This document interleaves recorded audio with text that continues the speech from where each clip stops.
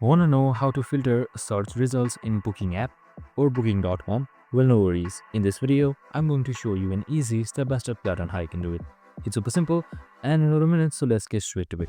Now, first things first, simply open up your Booking.com website. So you can just simply add a new tab and type in Booking.com and then just simply search for it.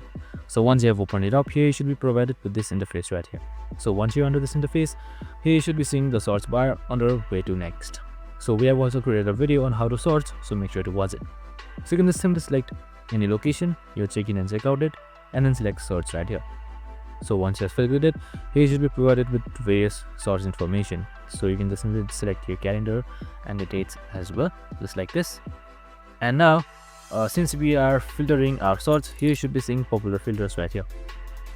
So you can just simply select any one of these, maybe hotels, ratings and parking and much more. You can also select property types, and as you scroll down you should be seeing various options. So you can just simply select any one of these, just simply select this checkbox right here, and it should automatically reload by your choice. So you can also show on map just like this by selecting, and you can also sort by various picks. And that's it. I hope this video helped.